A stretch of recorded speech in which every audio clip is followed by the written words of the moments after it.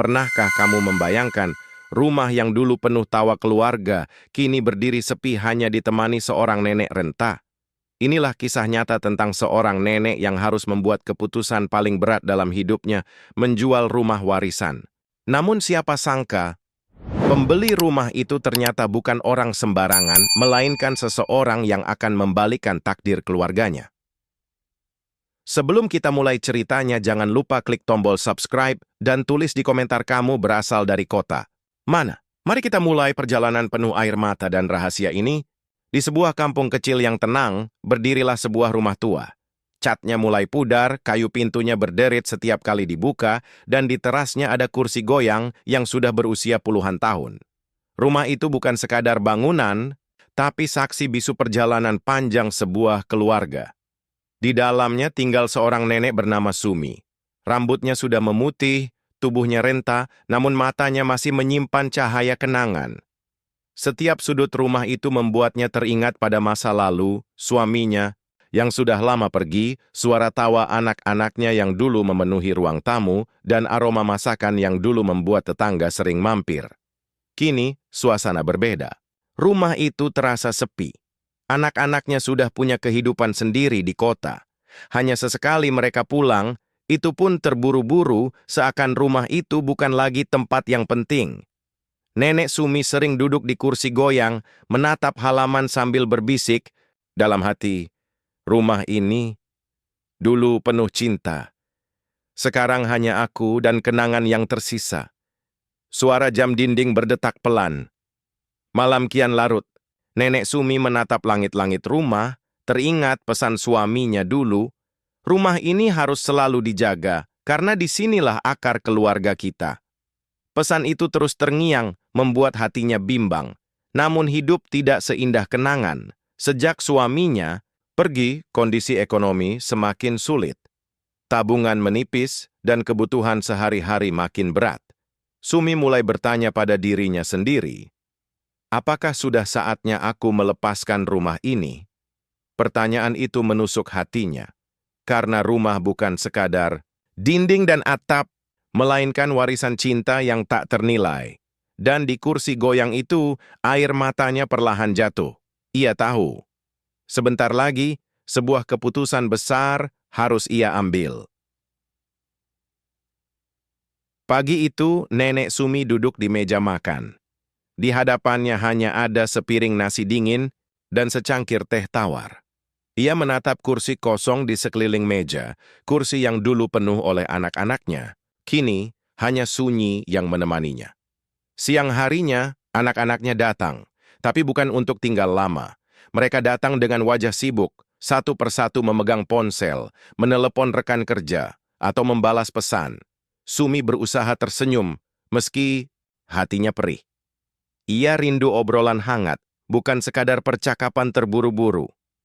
Bu, maaf ya, aku nggak bisa lama. Ada rapat penting di kantor, kata anak sulungnya sambil merapikan jas. Bu, minggu depan aku balik lagi. Sekarang ada pesanan. Banyak di toko online, ujar anak perempuannya sambil menatap layar ponsel. Hanya anak bungsu yang duduk agak lama. Ia menatap ibunya dengan mata yang sendu, seakan mengerti kesepian yang sedang dirasakan. Sumi mengangguk, menahan air mata. Ia tahu mereka punya kehidupan masing-masing, tapi hatinya hancur melihat rumah besar itu terasa asing bagi darah dagingnya sendiri. Ketika sore tiba, satu persatu mereka pamit. Mobil anak sulung melaju cepat, anak perempuan masuk ke ojek online, dan hanya debu jalanan yang tersisa. Tinggallah Nenek Sumi berdiri di depan rumah, melambaikan tangan dengan senyum yang dipaksakan. Dalam hatinya ia berbisik, mungkin mereka tidak lagi menganggap rumah ini penting, hanya aku yang masih menggenggam kenangan. Dan malam itu, untuk pertama kalinya pikiran menjual rumah warisan itu muncul begitu kuat di benaknya. Hari-hari terasa semakin berat bagi Nenek Sumi. Dapur yang dulu selalu berisi bahan makanan, kini hanya menyisakan beras sedikit di karung tua. Ia mulai terbiasa menanak nasi tanpa lauk, hanya ditemani garam dan teh tawar. Setiap pagi, ia berjalan pelan ke warung dekat rumah. Di tangan keriputnya ada uang receh yang dihitung dengan cermat. Kadang, uang itu tidak cukup untuk membeli kebutuhan pokok. Penjual warung hanya bisa tersenyum iba. Bayar nanti juga nggak apa-apa, Bu. Tapi Sumi menolak. Ia terlalu menjaga harga diri untuk berutang. Tagihan listrik datang menumpuk. Atap bocor belum juga diperbaiki. Kursi goyang yang menjadi teman setia pun sudah retak, tapi ia tetap mendudukinya. Di tengah kesulitan itu, Sumi sering teringat pesan anak-anaknya, "Bu, kalau butuh uang, jual saja rumah ini. Lagian rumah di kampung sudah nggak ada harganya." Kata-kata itu menusuk, seolah rumah hanyalah benda tanpa jiwa. Malam hari, Sumi berbaring di ranjang tua. Angin malam masuk dari celah jendela membuat tubuhnya menggigil. Ia menatap langit-langit yang retak, lalu berbisik pelan, "Apakah aku sudah tidak mampu lagi menjaga rumah ini?" Air matanya mengalir. Bukan hanya karena lapar atau lelah, tapi karena rasa kehilangan yang semakin dekat. Ia tahu, jika keadaan terus begini, satu-satunya jalan hanyalah melepaskan rumah warisan ini. Dan di dalam hati kecilnya, Sumi mulai pasrah. Sebuah keputusan besar perlahan terbentuk. Beberapa hari kemudian, Nenek Sumi memanggil anak-anaknya pulang. Ia ingin membicarakan soal rumah yang mungkin akan dijual. Suasana ruang tamu sore itu terasa tegang. Anak sulung membuka pembicaraan dengan suara lantang. "Bu, kalau memang mau dijual, lebih baik segera. Daripada makin rusak, harganya turun." Anak perempuan menyahut dengan nada tak kalah keras, "Jangan buru-buru, rumah ini masih bisa direnovasi. Lagi pula, aku belum siap lihat rumah ini pindah ke orang lain." Perdebatan mulai memanas. Suara mereka meninggi saling menyalahkan. Anak sulung menuding adiknya tidak realistis. Anak perempuan menuduh kakaknya hanya memikirkan uang. Di sudut ruangan, anak bungsu terdiam. Wajahnya murung, matanya berkaca-kaca. Ia melihat ibunya duduk di kursi goyang, menunduk dalam diam. Hatinya perih.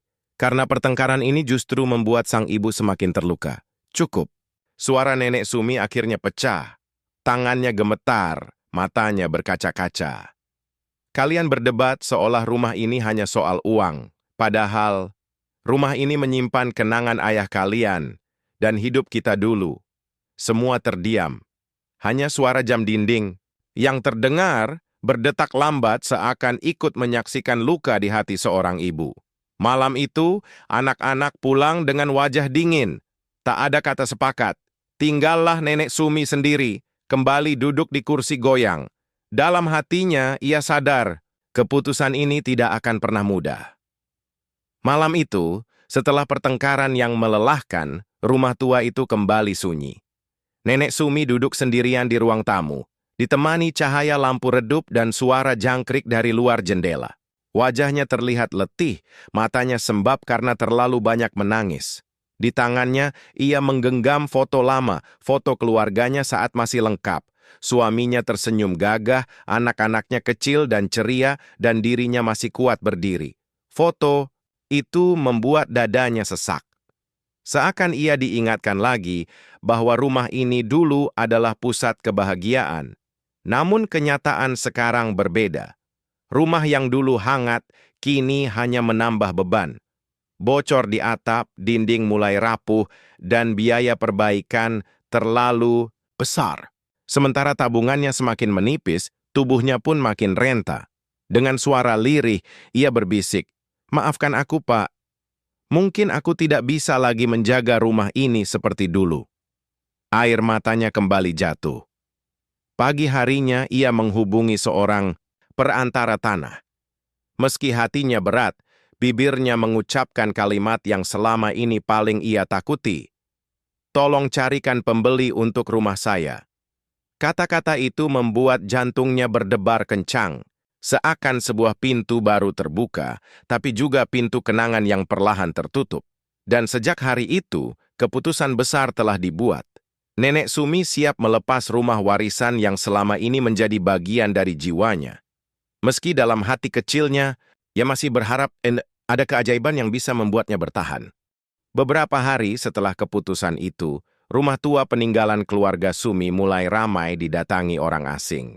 Perantara tanah membawa calon pembeli satu persatu, menelusuri halaman, memeriksa dinding, mengetuk-ngetuk kayu tua yang sudah rapuh. Nenek Sumi hanya duduk di kursi goyang, memperhatikan dengan mata berkaca-kaca. Baginya, setiap langkah kaki para calon pembeli seakan menusuk hatinya. Mereka melihat rumah itu hanya sebagai aset, padahal bagi Sumi, setiap retakan dinding menyimpan cerita.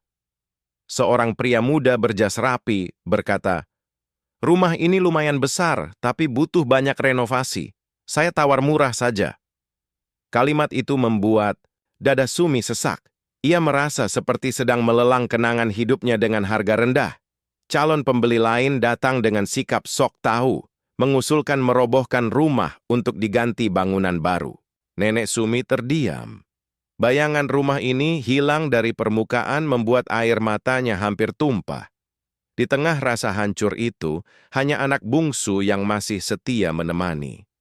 Ia duduk di samping ibunya, menggenggam tangan yang sudah keriput. "Bu, kalau memang harus dijual, semoga pembelinya orang yang baik, yang bisa menghargai rumah ini." Kata-kata itu sedikit menenangkan, meski tidak bisa menghapus luka. Hari itu berakhir dengan rasa letih. Belum ada keputusan, tapi satu hal pasti, rumah ini tidak lagi sama. Setiap tamu yang datang membawa bayangan bahwa sebentar lagi, kenangan, masa lalu akan berpindah ke tangan orang lain. Sore itu, setelah beberapa calon pembeli datang dan pergi, suasana rumah semakin dingin. Nenek Sumi duduk termenung di ruang tamu. Ia masih bisa mendengar gema suara orang-orang yang menawar rumahnya dengan harga rendah, seolah rumah itu tak berarti. Anak bungsu Ardi masuk dengan wajah murung. Ia duduk di lantai dekat kaki ibunya, menatap kursi goyang yang sudah usang. Dengan suara bergetar, ia berkata, "Bu, jangan jual rumah ini. Aku tahu keadaan sulit, tapi rumah ini, rumah kita. Kalau rumah ini pergi, aku merasa kehilangan ayah juga." Air mata nenek Sumi jatuh seketika. Kata-kata Ardi menusuk hatinya. Ia tahu, di antara semua anak, hanya Ardi yang paling terikat dengan rumah itu. Sejak kecil, Ardi sering tidur di pangkuan ayahnya di ruang tamu, sering berlari di halaman sambil tertawa lepas. Rumah ini bagi Ardi bukan hanya dinding, tapi bagian dari dirinya sendiri. Anak-anak lain mungkin melihat rumah ini sebagai beban, tapi Ardi melihatnya sebagai rumah jiwa. Ia memeluk lutut ibunya, menangis seperti anak kecil. "Bu, kalau rumah ini dijual, aku tidak punya tempat untuk pulang lagi." Nenek Sumi terdiam lama, hatinya hancur. Ia ingin menenangkan Ardi, tapi kenyataan hidup begitu kejam. Di satu sisi, rumah ini menyimpan kenangan. Di sisi lain, ia benar-benar tak lagi sanggup menanggung beban ekonomi. Malam itu, suara tangisan Ardi terus terngiang di telinga Sumi, membuat hatinya semakin goyah dalam keputusan besar yang sudah ia ambil. Keesokan harinya, seorang pria paruh baya datang bersama perantara tanah. Penampilannya rapi, wajahnya tenang, dan caranya melangkah ke dalam rumah membuat suasana seakan berubah. Ia tidak banyak bicara, hanya berjalan perlahan, mengamati setiap sudut ruangan dengan pandangan dalam. Nenek Sumi memperhatikan dengan hati berdebar. Biasanya calon pembeli langsung menawar rendah sambil menunjuk kelemahan rumah. Tapi pria ini berbeda. Ia menyentuh dinding tua seakan mengerti bahwa dinding itu menyimpan banyak cerita. Ia menatap kursi goyang di teras dengan senyum samar, lalu akhirnya duduk di ruang tamu. Dengan suara tenang, ia berkata, "Rumah ini sangat berharga. Saya bersedia menawar dengan harga jauh lebih tinggi dari pasaran." Kata-kata itu membuat perantara tanah terkejut. Bahkan anak-anak Sumi pun saling pandang, seakan tidak percaya. Anak sulung yang tadinya mendesak agar rumah segera dijual, langsung girang. "Bu, ini kesempatan bagus. Kita tidak akan menemukan pembeli seperti ini lagi," katanya penuh semangat. Anak perempuan pun mulai ikut tergoda, meski sebelumnya menolak. Hanya Ardi yang tetap diam, wajahnya menegang. Baginya, setinggi apapun harga yang ditawarkan, rumah ini tidak bisa diganti dengan uang. Ia menatap ibunya, berharap nenek Sumi tidak tergoda. Sumi terjebak di antara dua dunia. Suara hati yang ingin mempertahankan rumah dan kenyataan hidup yang bisa sedikit lebih ringan jika uang itu ia terima.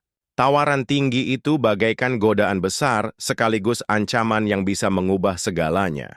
Dan sore itu, udara di dalam rumah tua terasa semakin berat. Sebuah keputusan besar semakin dekat, tapi siapa sebenarnya pria misterius ini? Kabar tentang rencana penjualan rumah tua itu cepat menyebar di kampung kecil. Pagi-pagi buta, ketika nenek Sumi berjalan ke warung, ia mendengar bisik-bisik dari tetangga yang duduk di bangku kayu. Itu rumah mau dijual, katanya. Iya, sayang sekali. Padahal dulu rumah itu penuh tawa. Aduh, anak-anaknya kok tega ya, masa nenek setua itu disuruh jual rumah? Sumi menunduk, pura-pura tidak mendengar. Namun setiap kata menusuk hatinya. Ia tahu orang-orang hanya berbisik, tapi di telinganya terdengar seperti tuduhan. Siang hari, gosip makin melebar.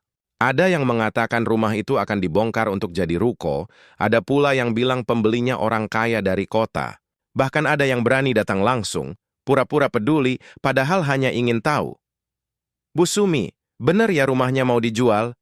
Tanya seorang tetangga dengan nada setengah menyindir. Kasihan sekali, nanti ibu tinggal di mana? Pertanyaan itu membuat dada Sumi sesak. Ia tidak punya jawaban. Yang ia tahu hanya satu. Hidupnya semakin terpojok. Anak-anaknya pun mulai mendengar gosip itu. Anak sulung marah, merasa harga diri keluarganya tercoreng. Anak perempuan jadi gelisah, khawatir. Semua orang menilai buruk. Hanya Ardi yang kembali menunjukkan wajah kecewa, karena baginya gosip itu semakin menegaskan betapa berharganya rumah tersebut. Malam itu, di kursi goyangnya Sumi menangis dalam diam. Ia merasa bukan hanya menjual rumah, tapi juga harga dirinya. Dan semakin banyak orang berbicara, semakin berat beban yang ia tanggung. Hari itu, perantara tanah datang membawa setumpuk berkas. Di meja ruang tamu, kertas-kertas kontrak penjualan rumah tersusun rapi, pena diletakkan di atasnya. Anak-anak Sumi sudah duduk mengelilingi meja, wajah mereka penuh harap. Seakan ini adalah jawaban dari semua masalah. Anak sulung tersenyum lebar, Bu, ini saatnya. Dengan uang ini, ibu bisa hidup tenang, tidak perlu lagi susah-susah. Anak perempuan ikut menambahkan, Betul, Bu, kita bisa bagi hasilnya dengan adil, semua jadi lebih ringan. Sumi terdiam, tangannya gemetar ketika meraih pena. Matanya menatap kertas putih itu namun bayangan masa lalu justru muncul. Ia melihat suaminya berdiri di depan rumah, tersenyum sambil berkata, Rumah ini adalah akar kita, jangan pernah biarkan hilang. Air matanya mulai mengalir. Ardi yang duduk di sampingnya buru-buru menggenggam tangan ibunya. Bu, kalau ibu tanda tangan hari ini, berarti semua kenangan akan ikut hilang. Apa ibu sanggup? Suaranya lirih, penuh luka. Ruangan hening seketika. Hanya suara jam dinding yang terdengar, berdetak keras seakan ikut menghitung detik. Pena itu hampir menyentuh kertas, tapi tangan Sumi bergetar semakin hebat. Dalam hatinya ia bergumul antara kebutuhan hidup dan janji pada suaminya. Nafasnya berat, wajahnya pucat, semua orang menunggu keputusan. Dan di detik terakhir, Sumi meletakkan pena itu kembali di atas meja. Semua terkejut, tak ada yang menyangka. Ia berbisik pelan, aku belum sanggup. Malam itu, setelah menolak menandatangani kontrak, Nenek Sumi berbaring di ranjang tua. Hatinya masih berdebar kencang, pikirannya kacau, lampu kamar redup, suara jangkrik di luar jendela menemani kesepiannya. Perlahan, matanya terpejam, dan ia pun tertidur. Dalam tidurnya, ia bermimpi kembali ke masa muda. Ia melihat suaminya berdiri gagah di halaman rumah. Senyumnya hangat, sama persis seperti dulu. Rambutnya tertiup angin, matanya memandang Sumi dengan penuh cinta. Sumi, Rumah ini bukan sekadar dinding dan atap. Suara suaminya bergema, lembut namun tegas. Rumah ini adalah saksi hidup kita, saksi cinta kita. Jangan lepaskan, karena disinilah keluarga kita berakar. Air mata mengalir di wajah Sumi meski ia masih terlelap. Dalam mimpinya, ia berusaha mendekat, ingin menggenggam tangan suaminya. Tapi tubuh itu perlahan memudar, meninggalkan pesan yang begitu dalam. Tiba-tiba ia terbangun. Nafasnya terengah. Keringat dingin membasahi pelipisnya. Suasana kamar gelap, hanya ada suara jam dinding berdetak. Namun kata-kata dalam mimpi itu masih jelas di telinganya, seakan benar-benar nyata. Sumi menutup wajahnya dengan kedua tangan. Apa ini pertanda? Apa aku benar-benar harus menjaga rumah ini? Bisiknya dengan suara parau. Malam itu ia tak bisa tidur lagi.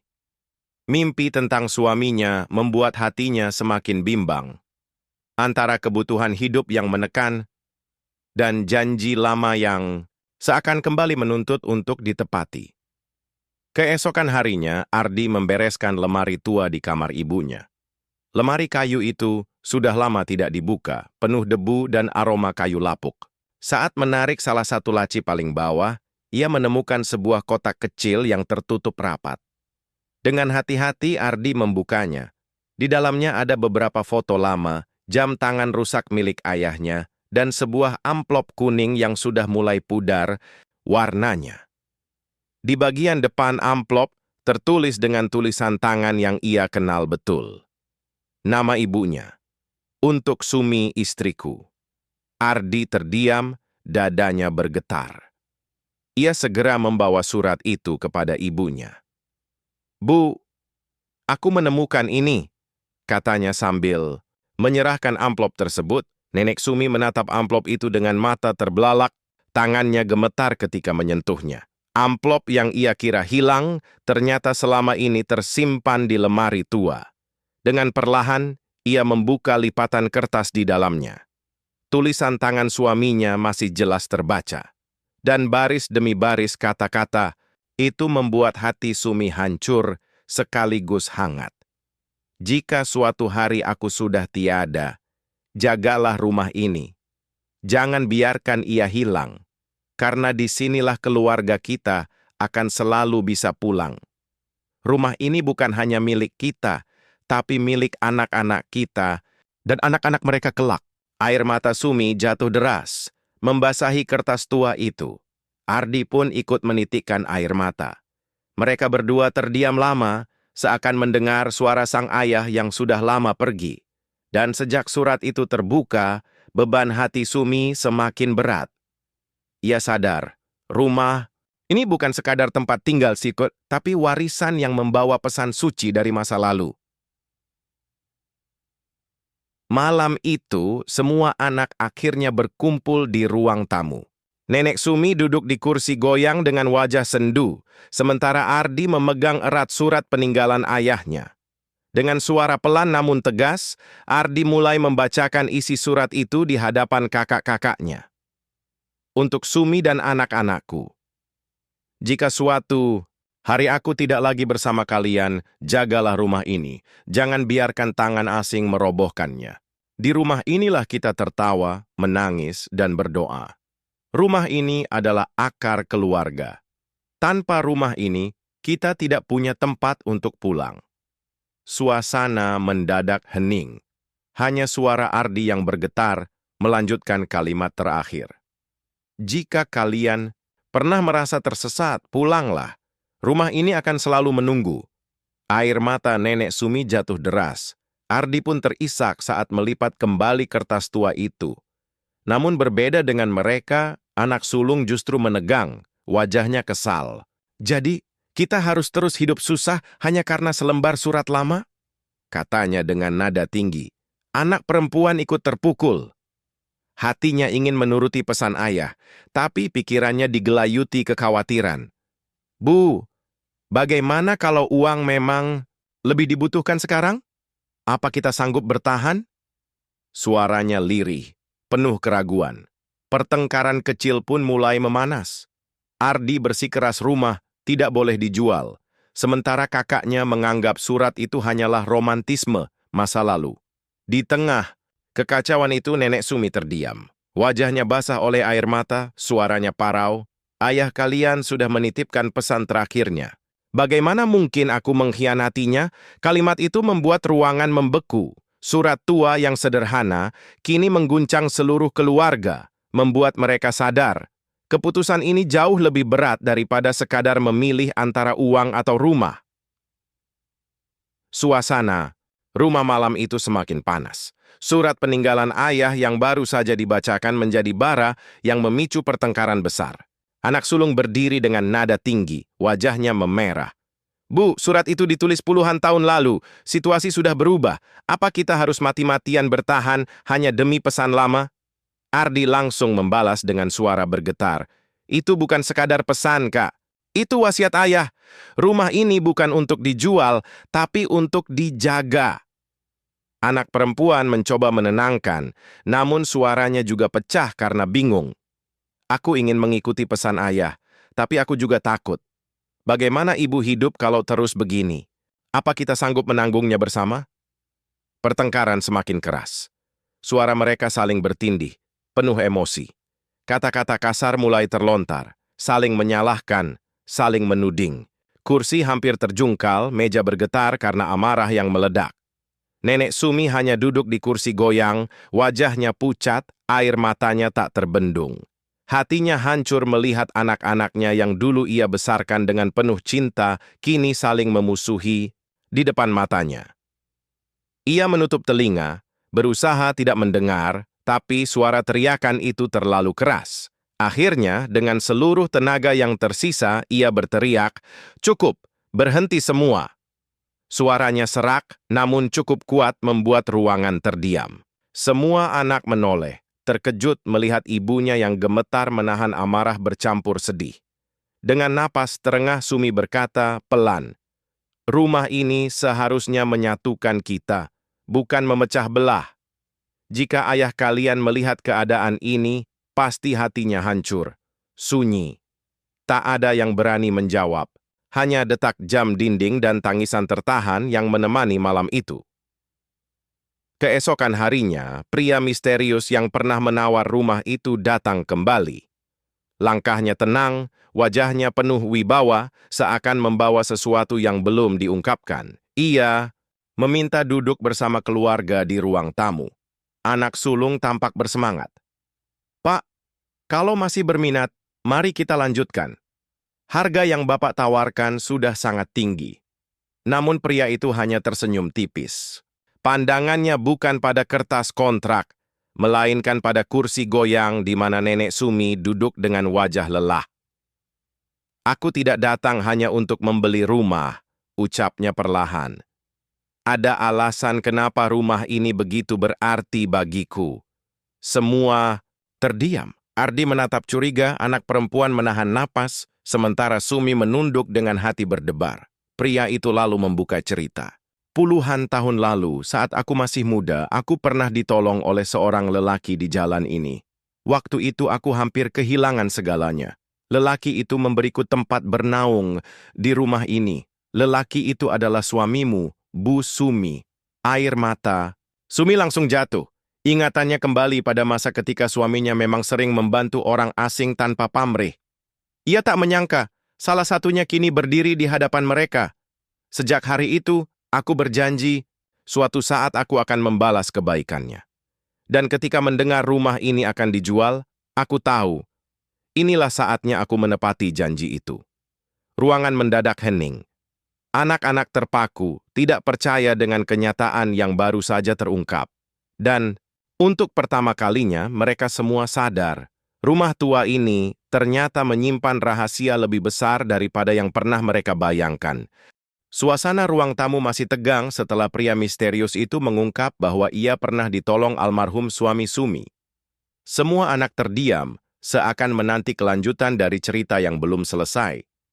Pria itu menatap mereka satu persatu lalu berkata, dengan suara dalam, "Sebenarnya, aku bukan sekadar pembeli. Aku datang ke sini untuk menepati janji sekaligus menjalankan sesuatu yang sudah lama kusimpan." Ia mengeluarkan sebuah buku catatan kecil dari saku jasnya. Sampulnya lusuh, tapi masih utuh.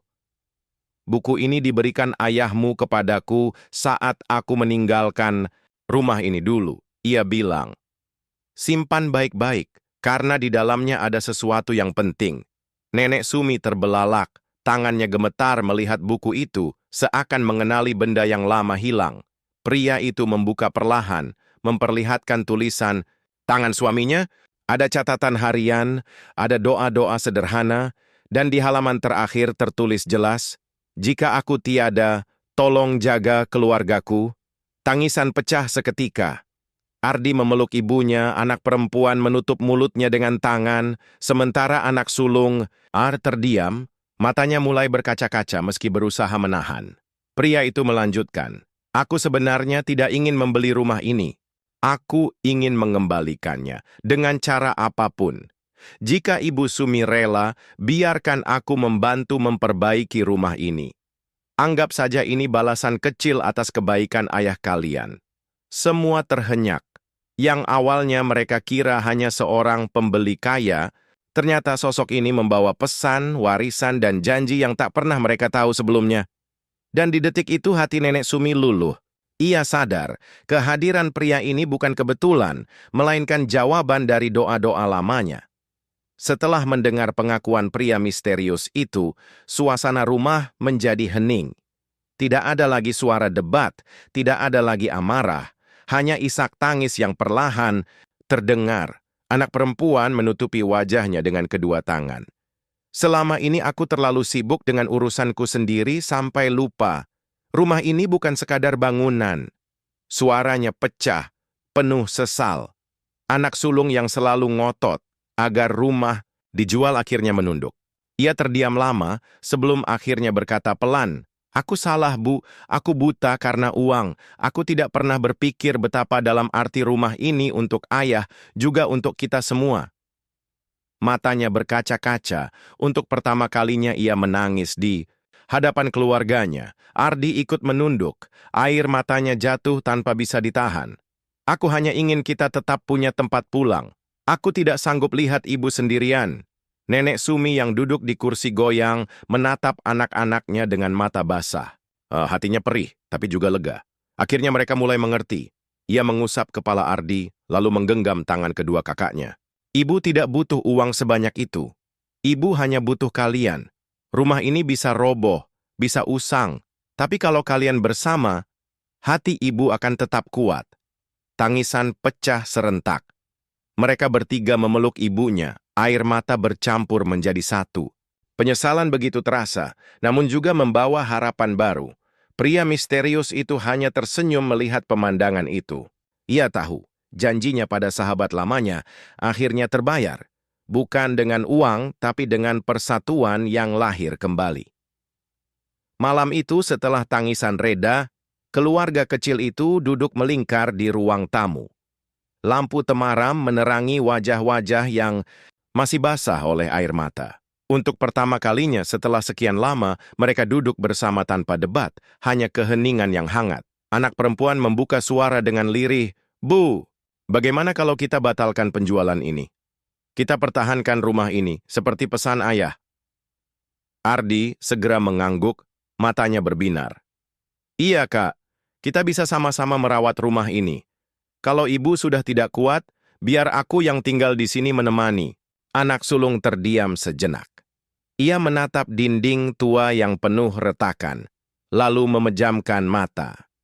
Dalam hatinya, ia sadar betapa salah langkahnya selama ini.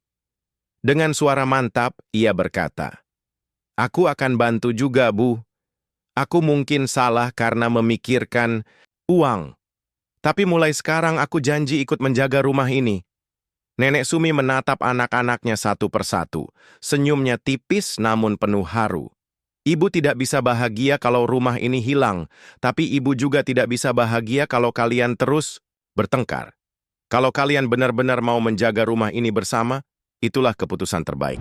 Pria misterius yang sejak tadi duduk diam ikut menunduk hormat. Saya bersyukur keputusan ini akhirnya lahir. Saya akan tetap membantu memperbaiki rumah ini. Anggap saja hutang budi saya pada almarhum sahabat saya, ayah kalian. Malam itu, udara di rumah tua itu terasa berbeda. Tidak lagi berat dan menekan, melainkan hangat dan penuh harapan baru. Untuk pertama kalinya setelah sekian lama, rumah itu kembali menjadi tempat yang menyatukan mereka. Beberapa hari setelah keputusan itu dibuat, suasana rumah tua berubah. Tidak lagi sepi dan muram, melainkan ramai oleh suara langkah, canda, dan kerjasama. Anak sulung membawa tukang untuk memperbaiki atap yang bocor. Anak perempuan mengurus cat baru, memilih warna lembut agar rumah tampak segar. Ardi dengan penuh semangat membersihkan halaman, menebang rumput liar yang sudah lama tak terurus. Nenek Sumi duduk di kursi goyang, menatap semua itu dengan mata berbinar. Ia tidak lagi melihat anak-anaknya saling bertengkar, melainkan saling membantu, bahu-membahu, demi menjaga warisan keluarga. Pria misterius itu pun ikut terlibat. Ia membiayai sebagian besar perbaikan, namun selalu berkata rendah hati, "Anggap saja ini tanda terima kasih. Aku hanya menjalankan janji lama." Hari demi hari, rumah itu perlahan berubah. Dinding yang dulu retak kini kembali kokoh. Atap yang dulu bocor kini rapat melindungi dari hujan. Halaman yang dulu sepi kini penuh tanaman bunga yang ditata rapi oleh anak perempuan. Setiap suara palu, setiap sapuan cat, seolah menjadi irama baru yang menghidupkan kembali roh rumah itu. Bukan sekadar bangunan, melainkan tempat yang kembali bernapas dengan cinta. Malam harinya, keluarga berkumpul di ruang tamu yang sudah lebih terang. Sumi menatap mereka sambil berkata dengan suara bergetar, "Ayah kalian pasti bangga. Rumah ini akhirnya diselamatkan." Air mata mengalir, namun kali ini bukan karena sedih, melainkan karena haru. Rumah itu yang hampir hilang, kini kembali menjadi rumah sejati. Malam itu, rumah tua yang dulu hampir terjual kini kembali hidup. Ruang tamu yang dulu penuh pertengkaran kini dipenuhi suara tawa. Anak-anak duduk mengelilingi meja makan, menikmati hidangan sederhana yang dimasak bersama-sama. Aroma sayur hangat memenuhi udara, mengingatkan mereka pada masa kecil. Nenek Sumi duduk di kursi goyangnya, memandang wajah anak-anaknya satu persatu. Senyum tipis menghiasi bibirnya, air matanya mengalir pelan, tapi kali ini bukan air mata kesedihan. Itu air mata kebahagiaan yang lama ia rindukan. "Terima kasih, Nak," ucapnya lirih. "Kalian akhirnya mengerti arti rumah ini. Ayah kalian pasti bangga melihat kita bersama lagi." Anak sulung menunduk, suaranya berat. "Maafkan aku, Bu. Aku terlalu buta dengan uang." Anak perempuan menyusul, menggenggam tangan ibunya. "Aku juga minta maaf, Bu. Aku hampir mengabaikan janji ayah." Ardi hanya memeluk ibunya erat, tanpa kata-kata, karena air matanya sudah lebih dulu berbicara. Pria misterius itu duduk agak jauh, tersenyum tulus. Ia melihat keluarga itu kembali utuh, dan hatinya lega. "Janji lama akhirnya kutepati," bisiknya dalam hati. Di luar, malam begitu tenang. Angin berhembus lembut, bintang bertaburan di langit. Rumah tua itu berdiri kokoh, bukan lagi sekadar bangunan, tapi simbol cinta, janji, dan kebersamaan yang lahir kembali. Dan di kursi goyangnya, Sumi menutup mata sejenak. Senyum damai menghiasi wajahnya. Ia tahu, meski hidup masih akan penuh tantangan, kini ia tidak lagi sendiri. Rumah itu bersama keluarga akan selalu menjadi tempat untuk pulang.